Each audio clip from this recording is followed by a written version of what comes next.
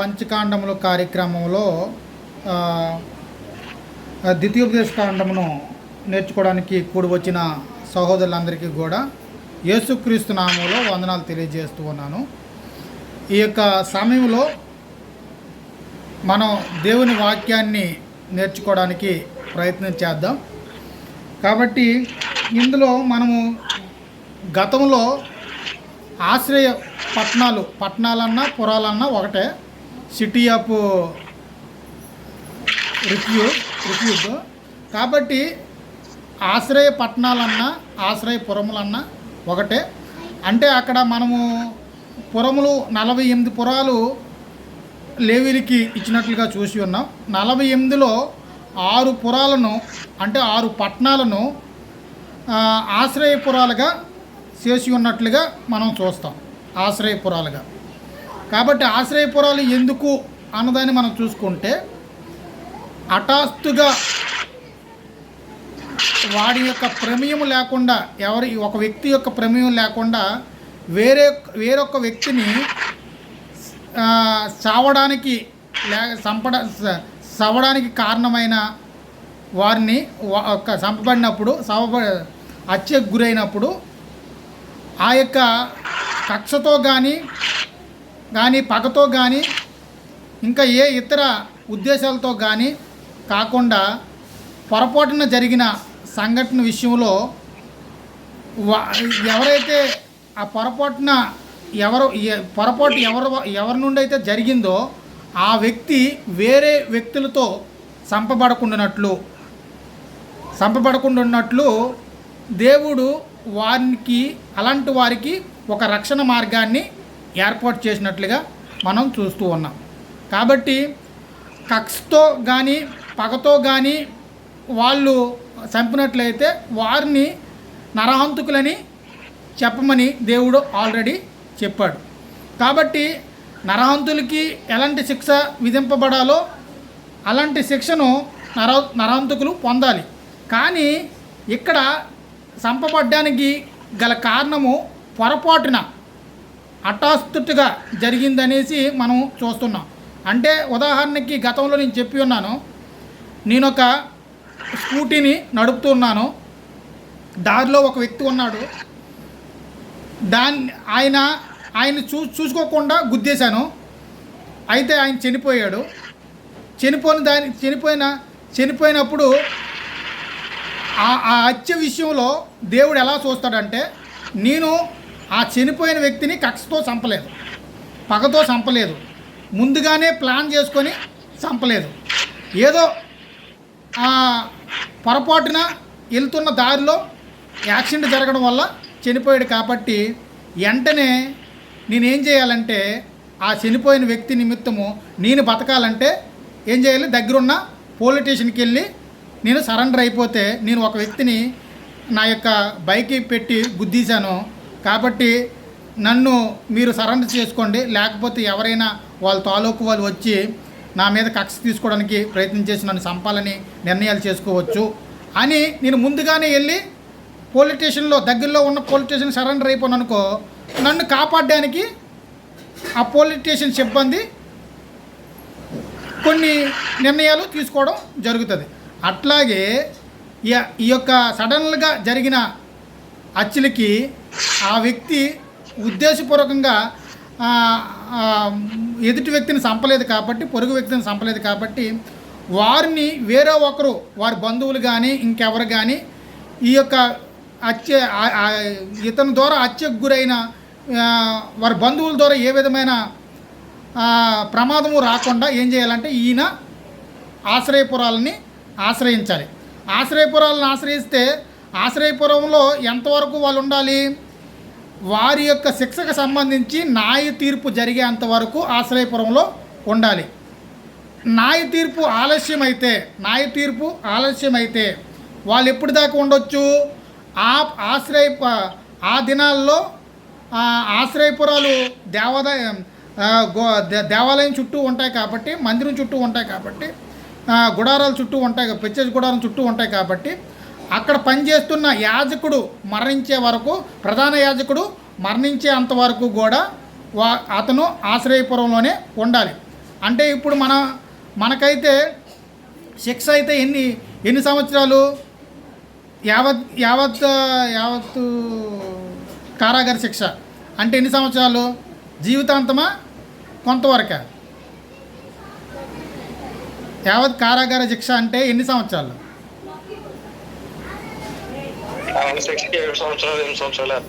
14 సంవత్సరాలు.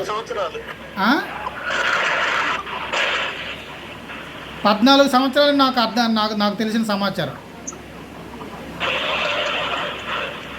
ఓకేనా? 14 సంవత్సరాల కాలం అయిపోతే వారిని ఇడిపించాలి, కంపల్సరీగా ఇడిపించాలి. ఎందుకంటే ఆయనకి ఆ శిక్ష వలన ఆయనకు వచ్చిన ప్రతిఫలం బట్టి ఆయన బతుకుంటే 14 సంవత్సరాల వరకు బతుకుంటే కంపల్సరీగా ఆ వ్యక్తిని విడిపించాలి, జనంలోనికి పంపించాలి.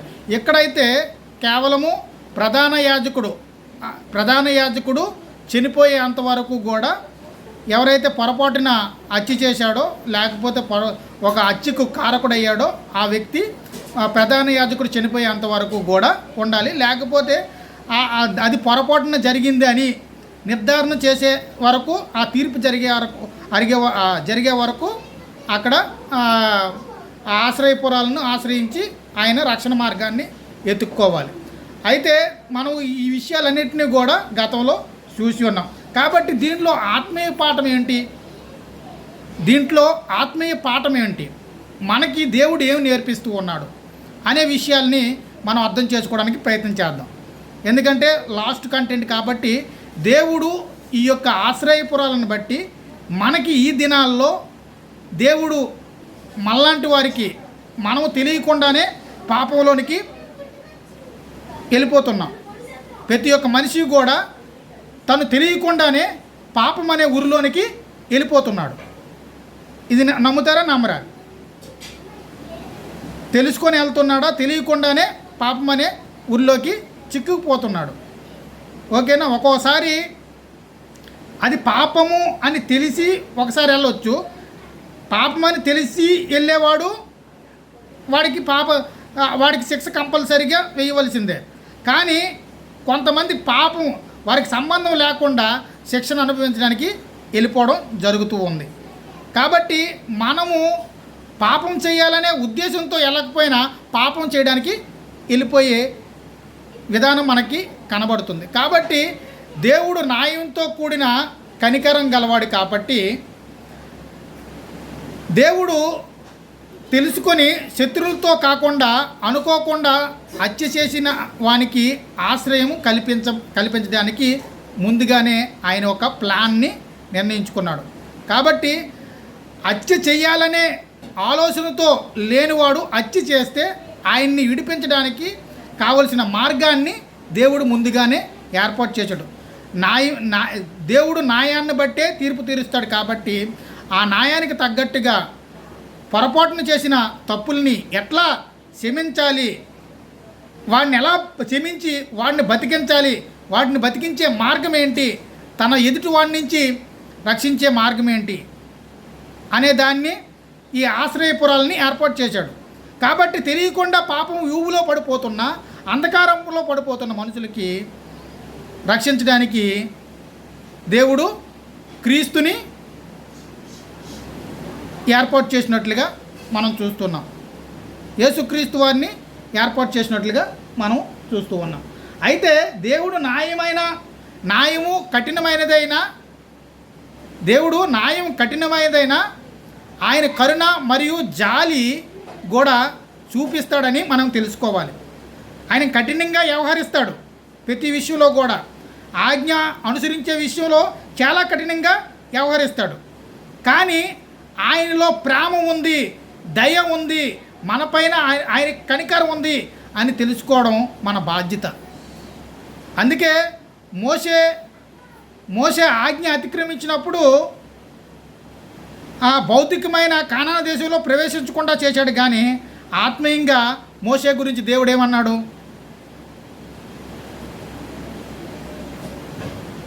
ఆత్మీయంగా మోషే గురించి దేవుడు ఏమన్నాడు? ఎవరైనా చెప్పగలరా? నా ఇల్లు అంతటిలో నమ్మకమైన వాడు.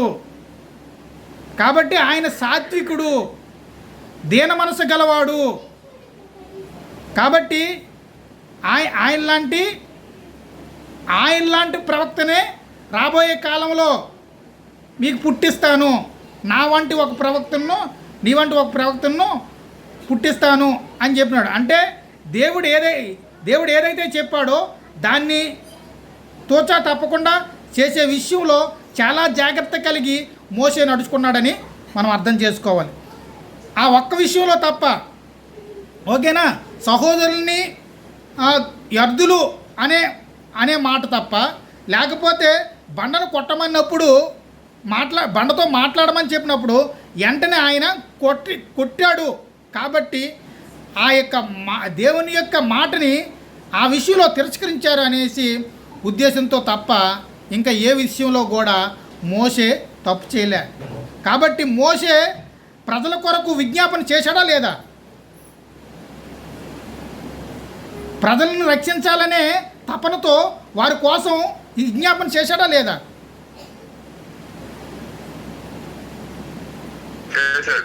ఎందుకంటే ప్రజలను చూసినప్పుడు ఆయనకి దేవునికి ఎంత ప్రేమ ఉందో, ఎంత జాలి ఉందో, అదే ప్రేమను, అదే జాలిని, అదే దయ, అదే కరుణ తత్వాన్ని మోసే ప్రజలపైన చూపించినట్లుగా మనకి కనబడుతుంది. కాబట్టి ఆయన ఇప్పుడు మోసేకి భారం ఉందా లేదా?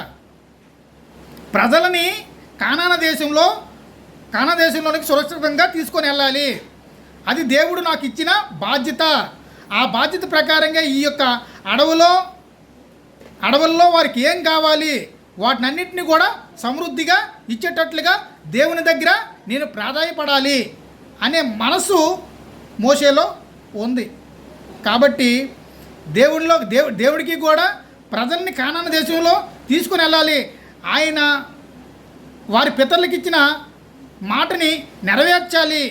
కాబట్టి ప్రతి ఒక్క మనిషిని కూడా నా యొక్క మార్గంలో నడిపించుకుంటూ నేను ఏదైతే వాగ్దాన భూమిని చూపిస్తున్నానో, వాగ్దాన భూమికి వెళ్ళమని చెప్తున్నానో ఆ భూమిలోనికి సురక్షితంగా ఈ ప్రజలందరినీ కూడా నడిపించాలి. కాబట్టి పొరపాటున చేసిన వారిని క్షమించడానికి సిద్ధంగా ఉన్నాడు దేవుడు. కానీ హృదయపూర్వకంగా పాపం చేసే వాళ్ళని క్షమించడానికి దేవుడు సిద్ధంగా లేరు. అంతే కదా. ఇప్పుడు 38 సంవత్సరాలు కూడా అరణ్యంలో తిరిగి చనిపోయిన వారి పితరులు హృదయపూర్వకంగా పాపం చేశారా, లేకపోతే తెలియకుండా పాపం చేశారా?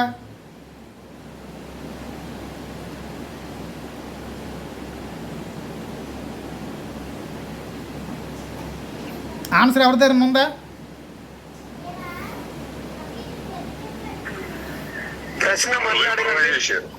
ఇప్పుడు ఐగుప్తు నుంచి బయలుదేరిన ఇశ్రాయేలీలందరూ కూడా కానాను దేశంలో ప్రవేశించలేదు. ఆ ప్రవేశించలేని ఇశ్రాయేలీలందరూ కూడా హృదయపూర్వకంగా దేవుణ్ణి వ్యతిరేకించారా, లేకపోతే తెలియకుండానే వ్యతిరేకించారా?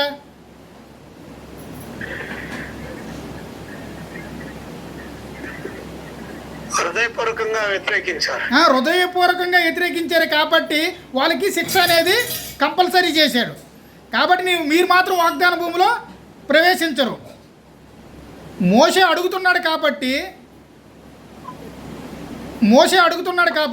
నేను మోసేకి ఖచ్చితంగా చెప్పాను, ఈ ప్రజలందరినీ కూడా ఇక్కడ నాశనం చేస్తాను, నీ ద్వారా మళ్ళీ ఒక జనాంగాన్ని పుట్టిస్తాను, నువ్వు ఒక క్షణం పక్కకెళ్ళు అని దేవుడు చెప్పాడా చెప్పలేదా? ఆన్సర్ ఎవరి దగ్గర లేదా? చెప్పాడు. ఆన్సర్ చెప్తేనే ముందుకు వెళ్తుంది.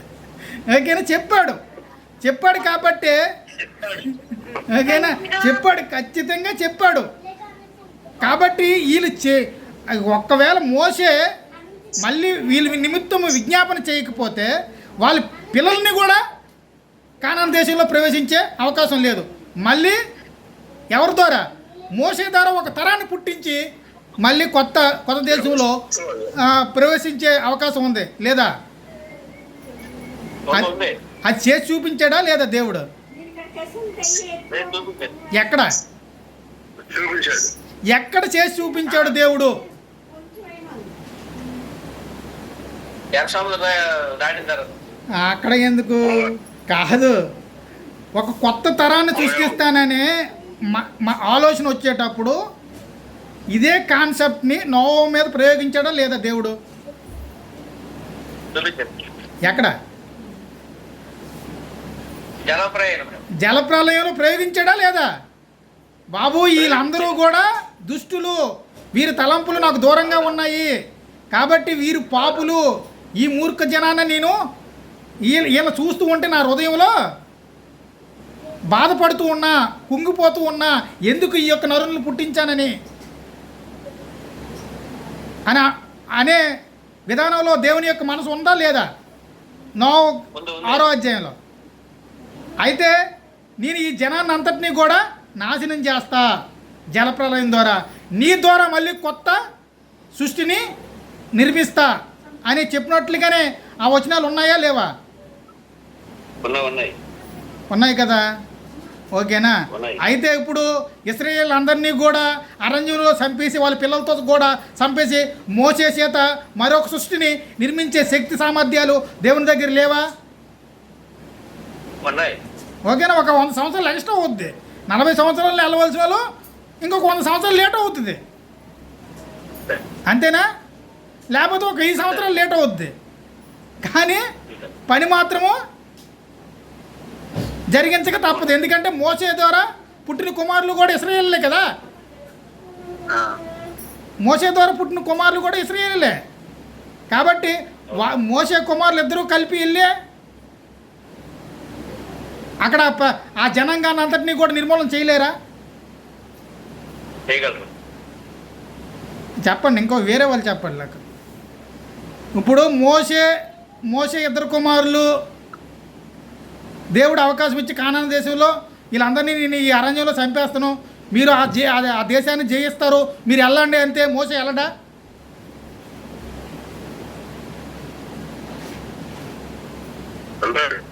వెళ్తారు, ఎందుకంటే దేవుని మీద నమ్మకం ఉంటుంది మోసేకి. కాబట్టి నాకు దేవుడు సహాయం చేస్తాడు, నా ఒక్కని చేత ఆ దేశాన్ని కూడా ఎల్లగొట్టించే ప్రక్రియ కూడా ఉంటుంది, కాబట్టి నేను ధైర్యంగా వెళ్తాను అనే మనసుతో మోసే ముందుకెళ్ళే అవకాశం ఉంటుంది. కానీ మోసే ఏం చేశాడు? అయ్యా నన్ను అక్కడనే తీసుకెళ్తే అవ్వదు, నువ్వు ఐగుప్తి దేశం నుండి వాళ్ళని ఆ దేశానికి తీసుకొని వెళ్తానని చెప్పావు.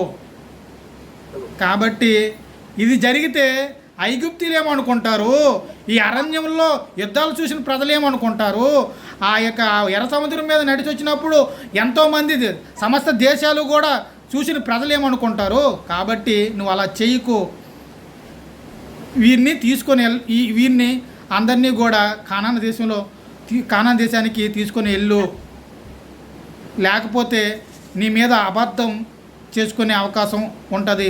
ప్రజలు మీ దేవుడు అరణ్యంలో సంపడనే తీసుకొని వెళ్ళాడు అనే బాధ, ఆ నిట్టూర్పు అనేది ఉంటుంది. కాబట్టి అంత పని చేయకు, ఈ ప్రజలందరినీ కూడా కానాను దేశానికి తీసుకెళ్ళు, నీ మనసు మార్చుకో అని చెప్పినప్పుడు దేవుడు మనసు మార్చుకున్నాడా లేదా?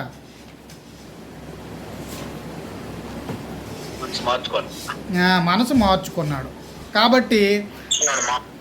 కాబట్టి ఇక్కడ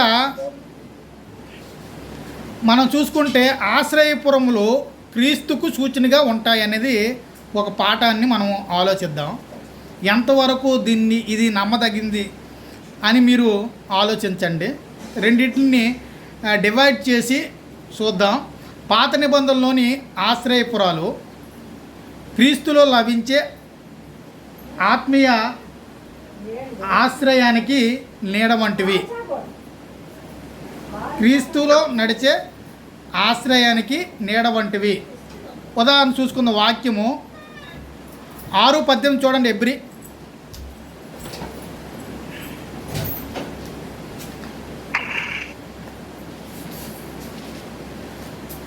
6:18.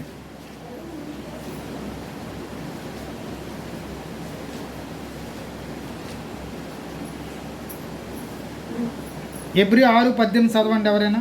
ఈ విధంగా దేవుడు తన ఆ, ఈ విధంగా దేవుడు తన సంకల్పము నిశ్చలమైనదని ఉమ్, ఆ వాగ్దానములకు వారసులైన వారికి మరి నిశ్చయముగా కనపరచవలెనని ఉమ్, ఉద్దేశించిన వాడని ఉమ్, తాను అబద్ధమాడజాలని నిశ్చలమైన 2 సంగతులను బట్టి ఎదుట ఉంచబడిన నిరీక్షణలు చేపట్టుటకు శరణాగతులమైన మనకు బలమైన ధైర్యం కలిగినట్లు ప్రమాణం చేసి వాగ్దానమును దృఢపరిచెను. వాగ్దానమును దృఢపరచును. ఇక్కడ మనము ఆలోచిస్తే ఈ విధంగా దేవుడు తన సంకల్పము నిశ్చలమైనదని ఆ వాగ్దానమునకు వారసులైన వారికి మరియు నిశ్చయముగా కనపరచవలనని ఉద్దేశించిన వాడే తను అబద్ధమాడజాలని నిశ్చలమైన 2 సంగతులను బట్టి మన ఎదుట ఉంచబడిన నిరీక్షణను చేపట్టుటకు శరణాగతులైన మనకు బలమైన ధైర్యము కలుగునట్లు ప్రమాణము చేసిన వాగ్దానమును దృఢపరిచెను. అంటే మనమంటే ఎవరమి?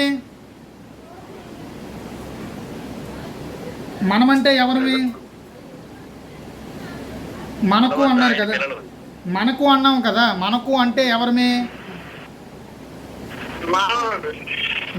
మానవుడు ఒకటి.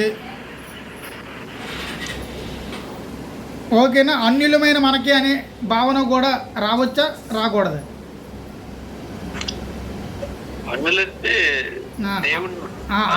అన్యులమైన ఇప్పుడు ఒకప్పుడు మనము అన్యులమే కాదా?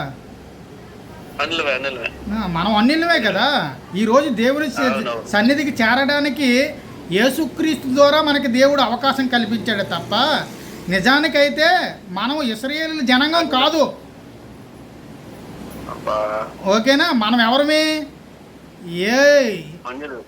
మనము షేము సంతానం కాదు. మనం ఎవరమై ఉండొచ్చు? ఒకవేళ ఆము సంతానమై ఉండొచ్చు, యాపేజు సంతానమై ఉండొచ్చు, అలాగే షేము సంతానంలో దేవుణ్ణి ఎరగని వారి సంతానమైన ఉండొచ్చు. కానీ అబ్రహాముకి వాగ్దానం అబ్రహాము సంతానమని మనం అబ్రహాము సంతానమని మనం పిలబడడానికి హక్కులు లేవు. ఎందుకంటే అబ్రహాము వాగ్దానం ఎవరికి చెందింది? అబ్రహాము వాగ్దానం ఎవరికి చెందుతుంది? వాస్తవంగా ఇశ్రాయేలుకి చెందుతుంది. కాబట్టి అందుకే ఎఫెసీ గ్రంథకర్త ఏం చెప్తున్నాడు? వారితో సహపౌరులము కాక. ఎఫెసీ గ్రంథకర్త ఎఫెసీలో ఉన్న అన్యుల అందరికీ కూడా ఏం చెప్తున్నాడంటే వారితో సహపౌరులు కాక. అంటే సహపౌరులం అంటే ఏంటి? మనం ఇశ్రాయేలుని కాదు. దేవుడు మనల్ని కరుణించడు అన్నది మనం చూద్దాం. ఇశ్రాయేలు ప్రార్థన చేస్తే వారి ప్రార్థనని వినడానికి దేవుడు సిద్ధపడ్డా? వారు తప్పు మార్గంలో వెళ్ళినను, తప్పు మార్గంలో నడిచును, వారు తప్పును వాళ్ళు తెలుసుకొని దేవుని వైపుకి వారి హృదయాన్ని మళ్ళీ తిప్పితే దేవుడు వారి యొక్క మనవని వింటాడా? విండా?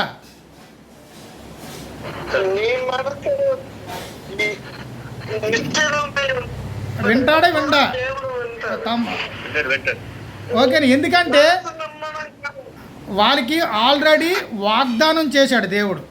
వాగ్దానం ఉంది. ఎందుకంటే మీరు ఎప్పుడైనాను మీరు పాపం చేసి దేవుడి మార్గం నుంచి తప్పిపోతే మళ్ళీ ఆ యొక్క ప్రాంతం నుండి మళ్ళీ మీరు పాపులని ఎరిగి మళ్ళీ తిరిగి నన్ను ఆశ్రయిస్తే మళ్ళీ తప్పకుండా మిమ్మల్ని నేను చేర్చుకోవడానికి నా మనసును మార్చుకుంటాననేసి దేవుడు ఇశ్రాయేలు పక్షమున వాగ్దానము చేసి ఉన్నాడు. కాబట్టి వాగ్దానాన్ని బట్టే దేవుడు పనిచేస్తాడే తప్ప వాగ్దానం లేకుండా దేవుడు పనిచేయడు.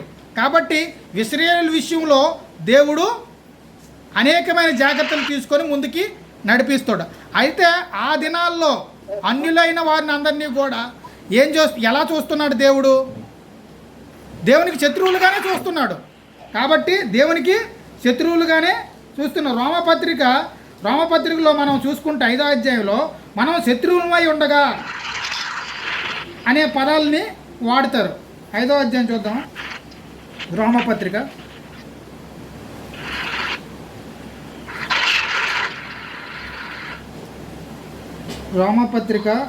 10వ వచనం, 5వ అధ్యాయం 10వ వచనం.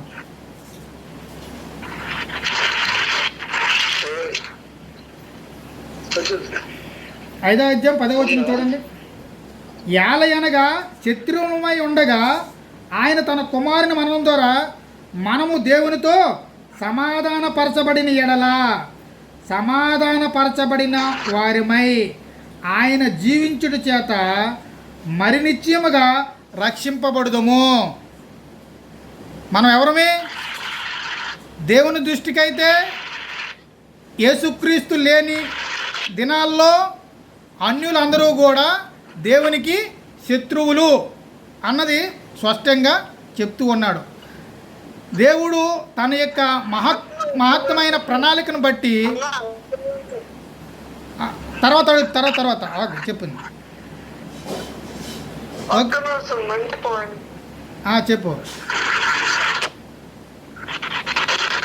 చెప్పు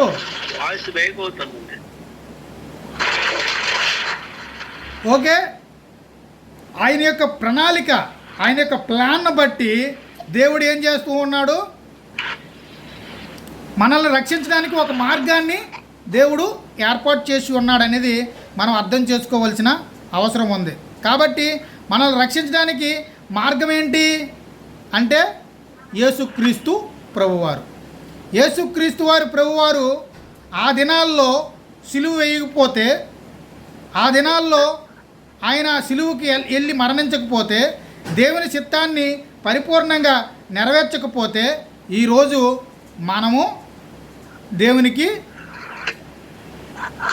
పిల్లలుగా, కుమారులుగా ఉండలేమనేది మనం అర్థం చేసుకోవాలి. ఓకేనా? మనం అందరము కూడా దేవుడు అనుగ్రహించు మహిమను పొందలేకపోతున్నాం. ఎట్లాగా? పాపంలోనికి ఎలా వెళ్ళిపోతున్నాం? మనకు తెలియకుండానే పాపంలోనికి మనం వెళ్ళిపోతున్నాం. అది పాపమని మనకు తెలియనట్లుగానే పాపం అనే దానిలోనికి మనం వెళ్ళిపోతున్నాం. కాబట్టి మనకి అదంతా పాపమని తెలపబడినప్పుడు వెంటనే మనం ఏం చేయాలి?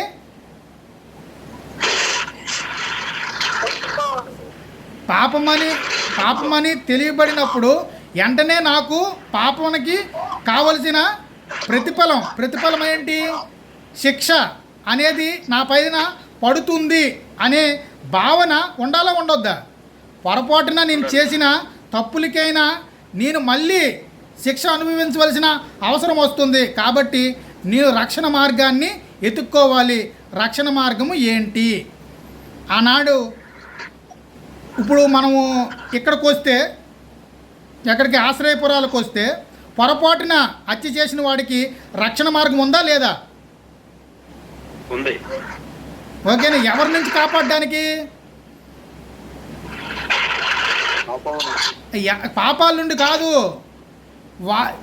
ఎవడైతే చనిపోయాడో వారి బంధువులు కానీ, వారి కొడుకులు కానీ, వారి అన్నదమ్ములు కానీ ఈడు చంపేశాడు, పొరపాటుని చంపాడని ఇలా తెలియదు కానీ ఈడు చంపేశాడు కాబట్టి వాడిని మనము చంపేయాలి, హత్య మనం చెయ్యాలి అన్నది కాన్సెప్ట్లో యూదులు ఉంటారు. కాబట్టి ఆ యొక్క మైండ్తో ఒకవేళ ఈ పొరపాటుగా చంపిన వాడిని చంపేస్తారో ఏమి అని ముందస్తు ప్రణాళికతో దేవుడు ఏం చేశాడు?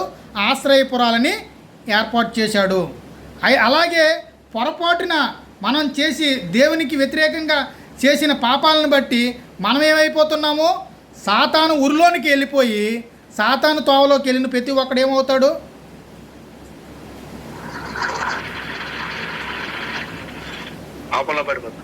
సాతాను తోవలోకి వెళ్ళిన ప్రతి ఒక్కడు ఏమవుతాడు? మరణానికి పాత్రుడే కదా. సాతాను తోవన వెంబడించే ప్రతి ఒక్కడు కూడా మరణానికి పాత్రుడే కదా. వారిలో జీవ మార్గం అనేది ఉండదు కదా. కాబట్టి వాళ్ళు ఏం చేయాలి? అలా వెళ్ళకుండా ఆ ఊరిలో నుంచి తప్పుకోవాలంటే వాళ్ళు ఏం చేయాలి? యేసుక్రీస్తుని వెంబడించాలి, యేసుక్రీస్తు వైపుకి తిరగాలి. మనకి కూడా ఒక ఆశ్రయాన్ని దేవుడు ఏర్పాటు చేశాడు యేసుక్రీస్తు ద్వారా.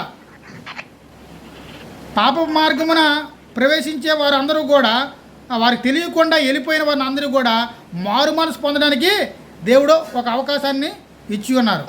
కాబట్టి ఆ మారు మనసు పొందితే ఏం జరుగుతుంది? యేసుక్రీస్తు అనే ఆశ్రయం దగ్గరికి మనం వెళ్ళడానికి అవకాశం. యేసుక్రీస్తు వారు ఏం చేస్తారు? మనల్ని క్షమించడానికి అవకాశం ఉంటుంది యేసుక్రీస్తు వారి ద్వారా. యేసుక్రీస్తు వారు ఆ కలువరి సిలువలో మరణించడానికి గల కారణం ఏంటి? మన పాపముల నిమిత్తము ఆయన క్రయదానంగా దేవుడు ఇచ్చాడు. కాబట్టి మన పాపముల నిమిత్తం వెల చెల్లించాడా లేదా? చెల్లించాడు. ఎందుకంటే సర్వలోక పాపముల కొరకు ఆయన ఒకేసారి బలైనట్లుగా చూస్తున్నాం. కాబట్టి ఆయన యొక్క బలిదానము ఏం చేస్తుందంటే మన యొక్క మనస్సాక్షులను కలవడానికి అవకాశం ఉంది. కాబట్టి నేను తప్పు చేశాను, కాబట్టి నేను ఈ తప్పుల నుండి బయటపడడానికి కావలసిన మార్గం ఏమైనా ఉంటే దాన్ని వెంబడించడానికి ప్రయత్నం చేయాలి. అయితే ఈ ఆశ్రయపురానికి తప్పు చేసిన వ్యక్తి ధైర్యంగా, పొరపాటునే తప్పు చేశాడు కానీ ధైర్యంగా ఆ ప్రాంతాల్లో తిరిగితే వాడు బతుకుతాడా? మరణం అవుతాడు కదా ఏదో ఒక దినాన్న. అట్లాగే పాపం చేసిన మనం అందరం కూడా మరణానికి పాత్రులమని తెలుసుకున్నప్పుడు వెంటనే మన మనసును మార్చుకొని నేను దేవునికి దూరం అయ్యాను కాబట్టి ఇప్పుడు దేవునికి దగ్గరగా అవ్వాలి అంటే నాకు ఒక మార్గం ఉంది, ఆ మార్గము నాకు తెలియజేయబడుతుంది. దేవుని యొక్క సువార్త నా వద్దకి వచ్చింది కాబట్టి ఆ సువార్తను నేను గ్రహించుకొని నా హృదయంలో భద్రపరుచుకొని నా హృదయంలోనికి తీసుకొని ఆ హృదయముని ఏం చేయాలి? నా పాపం ఏంటో తెలుసుకున్న వెంటనే ఆ పాపము నుండి విడిపించగలిగే మార్గము ఇదే అని నాకు తెలుస్తుంది. కాబట్టి నా పాపముల నిమిత్తము యేసుక్రీస్తు వారు శిలువలో మరణించారు. కాబట్టి ఇప్పుడు నేను నా పాపం నుండి బయటపడాలంటే యేసుక్రీస్తు వారిని నేను ఒప్పుకోవాలి. అదే 10వ అధ్యాయం రోమ 10వ అధ్యాయంలో ఇప్పుడు ఏం చెప్తున్నారు? వాక్యము ఎక్కడ ఉంది? 8వ వచనం నుంచి చదవండి.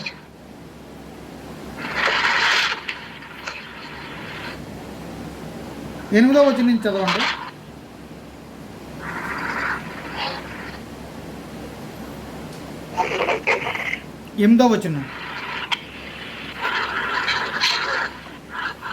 ఎనిమిదో వచనం చదవండి. 8వ వచనం నుంచి రోమ 10:8 చెప్తున్నది. వాక్యములు రోమ 10:8 వాక్యము నీ నోటను నీ హృదయములో ఉన్నది. ఓకే, వాక్యం ఏంటి? వాక్యము నీ వద్ద ఉన్నది, నీ నోట ఉన్నది, నీ హృదయంలో ఉన్నది. అంటే వాక్యము సువార్త నీకు ప్రకటింపబడింది, నీ నోట నుండి నీ నోటకు చేరింది, నీ నోటకు చేరిన సువార్త నీ హృదయంలోనికి వెళ్ళిందా లేదా? హృదయంలోనికి వెళ్ళిందా లేదా? హృదయంలో ఉన్నది అంటే ఏంటి? సువార్త నీ హృదయంలో ఉన్నది అంటే సువార్తను గురించిన సమాచారము నీ హృదయంలో ఉంది. యేసుక్రీస్తు ఒక మనిషిని ఎలా రక్షించగలడు అనే విషయము నీ హృదయంలో ఉన్నది. వాక్యం అంటే ఒక మాట కాదు, యేసుక్రీస్తుని గురించిన సువార్త. యేసుక్రీస్తుని గురించి సువార్త, మనిషి పాపమును వెల్లడపరిచే సువార్త, మనిషిని మారు మనసు చేయించగలిగే సువార్త. కాబట్టి మనిషిని దేవుని వైపుకి తిప్పగలిగి క్రీస్తు ద్వారా సమాధానపరుచుకునే సువార్త. కాబట్టి అది ఎక్కడుంది? నీ హృదయంలోనికి వెళ్ళింది. వెళ్ళిన తర్వాత ఆ సువార్త ఏం చేస్తుంది? ఆ అది అది మేము ప్రకటించు. విశ్వాస వాక్యమే. వీళ్ళు ఏ విశ్వాసం వాక్యం ప్రకటించారు? విశ్వాసం. ఏ విశ్వాసం విశ్వాసం అంటే ఏం ప్రకటించారు? ప్రతి మనిషికి కూడా ఏం ప్రకటిస్తున్నారు? అపోస్తుల ద్వారా ఈ బైబిల్ ఏం ప్రకటిస్తుంది? ఇప్పుడు సువార్థికులుగా ఆ మనుషులు రక్షించడానికి ఏం ప్రకటిస్తున్నాం? దేవుని రాజ్యం గురించి, దేవుని రాజ్య సువార్తను ప్రకటిస్తున్నాం. దేవుని రాజ్యంలో ప్రవేశించాలని ప్రకటిస్తున్నామా? దేవుని రాజ్యం ఎప్పుడో వస్తుందని ప్రకటిస్తున్నామా? దేవుడు రాజ్యంలో ప్రవేశిస్తాం. దేవుని రాజ్యం ఆల్రెడీ ఉంది, దేవుని రాజ్యంలోనికి మీరు రండి అని ప్రకటిస్తున్నామా?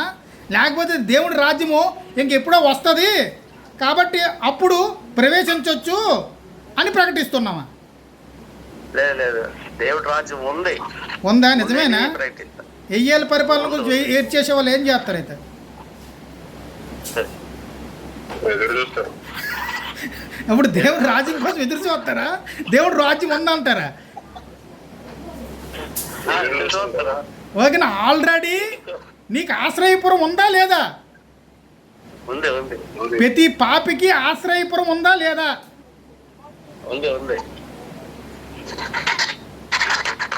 ఉంది అని తెలిసినప్పుడు ఆ రాజ్యంలో ప్రవేశించవలసిన బాధ్యత ఆ పౌరుడిదా కాదా?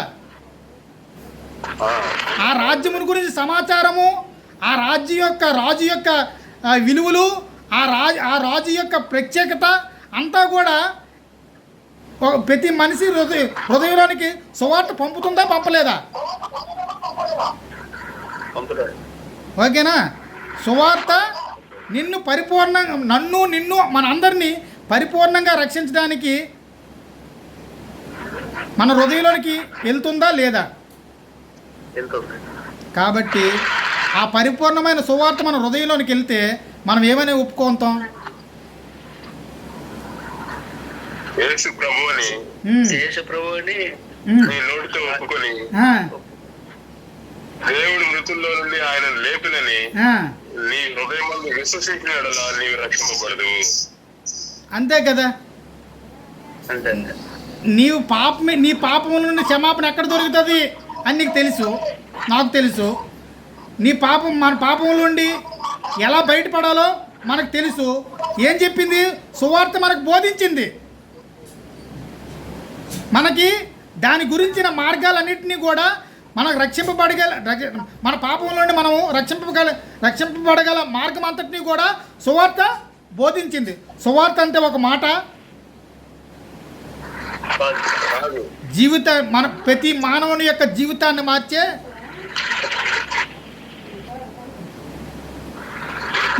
మానవుని యొక్క జీవితాన్ని మార్చే ఒక అద్భుతమైన రక్షణ ప్రణాళిక. ఓకేనా? ఒక అద్భుతమైన రక్షణ ప్రణాళిక. కాబట్టి పాపిగా ఉంటే, పాపము జీవితంలో ఉంటే, పాపం అనే అంధకారంలో ఉంటే వాడి జీవించిన జీవితము వ్యర్థమా కాదా? వాడు ఎక్కడికి వెళ్ళాలో తెలియకుండానే ఎక్కడెక్కడికో వెళ్ళిపోతాడు. అదే సువార్త ఆయన హృదయంలో ప్రవేశించిన తర్వాత వాడికి ఒక నిర్దిష్టమైన మార్గాన్ని తెలియజేస్తుంది. ఒక నిర్దిష్టమైన మార్గం. ఏంటి ఆ నిర్దిష్టమైన మార్గము?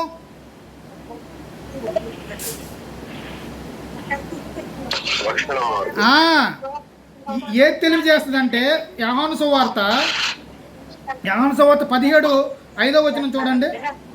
ఇది అలాగ తెలిసేటట్లుగా జరుగుతుంది.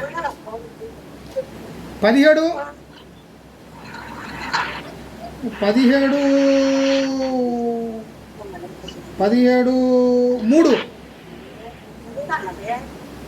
రెండో వచనం చదవండి.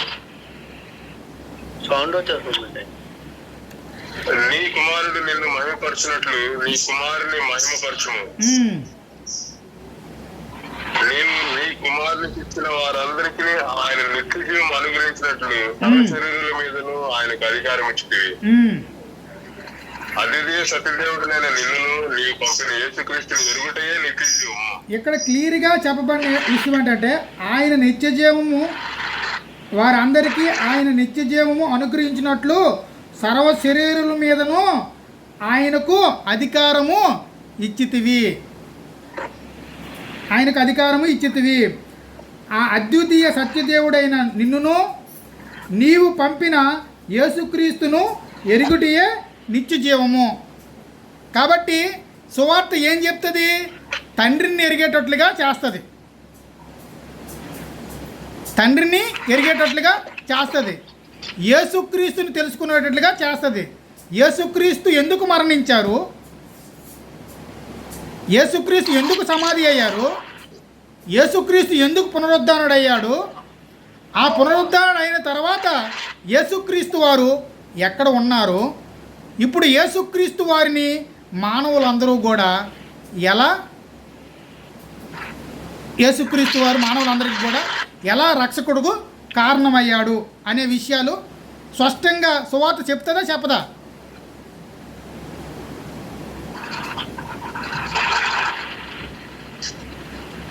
రాలేదు ఎవరి నుంచి. చెప్తుంది. ఓకేనా? ఇప్పుడు యేసుక్రీస్తుని ఎరుగుటయే నిత్య జీవమా, లేకపోతే యేసుక్రీస్తుని తండ్రి అయిన దేవుణ్ణి ఎరుగుట నిత్య జీవమా?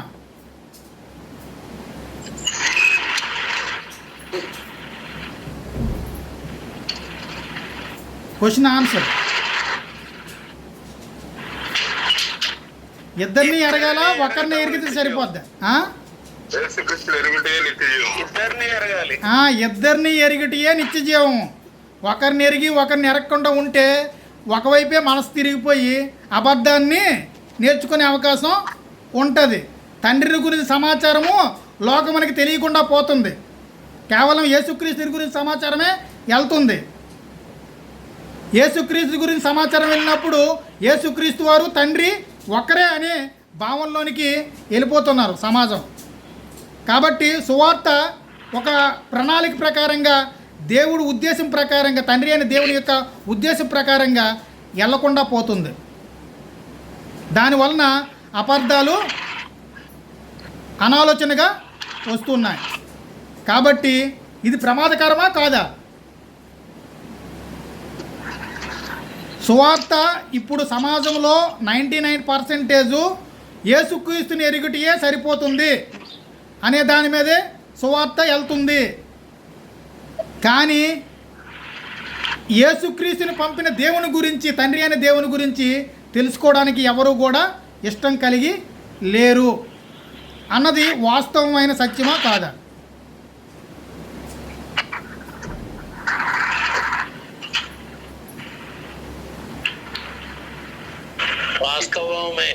వాస్తవమేనా?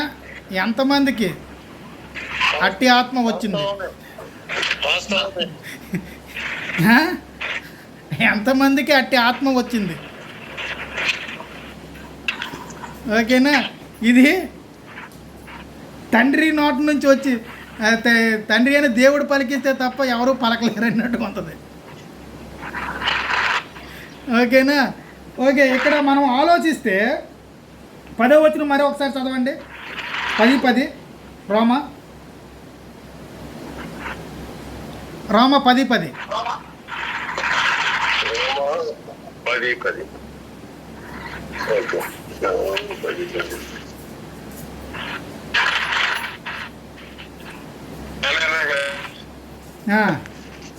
నీతి కలిగినట్లు మనుషుడు హృదయములో రక్షణ కలిగిన నోటితో ఒప్పుకొనకపోవు. రక్షణ కలిగిన కాదు, నీతి కలిగినట్లు మనుషుడు హృదయంలో విశ్వసించును. హృదయంలో విశ్వసించును. నీతి కలిగినట్లంటే, నీతి అంటే ఏంటి? ఆయన ఆజ్ఞలన్నీ కూడా సరైనవే. కాబట్టి ఆయన యందు నేను ఆయన ఆజ్ఞలను అనుసరించి నడుచుకోవాలి అనే భావజాలము ఆయనలోనికి వస్తుంది. అట్లాగే రక్షణ కలిగినట్లు నోటితో ఒప్పుకుంటాడు. రక్షణ అంటే ఏంటి? వాని ఆత్మ వేరే మార్గం నుంచి తప్పించబడి దేవుని మార్గంలోనికి వచ్చేటట్లుగా నేను దేవుని యొక్క రక్షణను కంపల్సరీగా పొందుకోవాలనే మనస్తత్వంతో ముందుకెళ్తాడు. కాబట్టి ఎందుకనగా ఇలా ఒప్పుకుంటాడా? ఆయన యందు విశ్వాసం ఉంచువాడు ఎవడునో సిగ్గుపడడని లేఖనం చెప్పుచున్నది. ఆయన యందు విశ్వాసం ఉంచి ఎవడునో సిగ్గుపడడని లేఖనము చెప్పుచున్నది. మనకు సిగ్గుందా? సిగ్గుపడాలా? యేసుక్రీస్తుని మనం సొంత రక్షకుడిగా ఒప్పుకోవడానికి మనం భయపడాలా? మన ప్రభు అయిన యేసుక్రీస్తు వారిని సొంత రక్షకునిగా ఒప్పుకోవడానికి మనం భయపడాలా? యేసుక్రీస్తు వారిని విశ్వసించడానికి అంటే ఇక్కడ యూదుడని గ్రీకు దేశస్తుడని భేదం లేదు. ఒక్క ప్రభువే అందరికీ ప్రభువై ఉండి తనకు ప్రార్థన చేయువారు అందరి ఎడల కృపచూపుటకు ఐశ్వర్యవంతుడై ఉన్నాడు. ఎందుకనగా ప్రభువు నామమును బట్టి ప్రార్థన చేయవాడు ఎవడో వాడు రక్షింపబడును.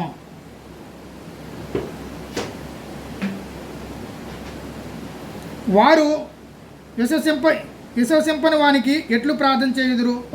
వినని వానిని ఎట్లు విశ్వసించుదురు? ప్రకటించువాడు లేకుండా వారు ఎట్లు ఇందురు? ప్రకటించువారు ప్రకటింపబడని ఎడల ఎట్లు ప్రకటించుదురు? ఇందు విషయమై ఉత్తమమైన వాటిని గురించి సువార్త ప్రకటించు వారి పాదములు ఎంతో సుందరమైనవని రాయబడి ఉన్నది. కాబట్టి ఆయనను అందరూ సువార్తలకు లోబడరు. ఇంతవరకు చాలు కదా మనకి, ఇంతవరకు చాలు అనుకుంటున్నా నాకు తెలిసి. ఓకేనా సందీప్ గారు? ఇంతవరకు చాలా. సువార్త అంత గొప్ప కార్యాన్ని నెలకొల్పుతుంది అనే విషయం చూసుకుంటే సువార్త ప్రకటించి వారి పాదములు ఎంతో సుందరమైనవి అని రాయబడి ఉన్నది. కాబట్టి ఆ సువార్త విషయమై సిగ్గుపడలేని పనివారిగా మనం ఎల్లప్పుడూ కూడా సిద్ధపడి ఉండవలసిందే. కాబట్టి మనకి కూడా మనుషులందరికీ కూడా ఏదో ఒకలాగా చేసిన తప్పులన్నిటికీ కూడా మనుషులందరికీ కూడా క్షమాపణ మార్గాన్ని దేవుడు ఏర్పాటు చేశాడు. ఆ యొక్క ఆశ్రయపురం ఏంటో మనం తెలుసుకోవలసిన అవసరం ఉంది. కాబట్టి తెలుసుకున్న మనం అందరం కూడా ధన్యులము. కాబట్టి అందరికీ వందనాలు.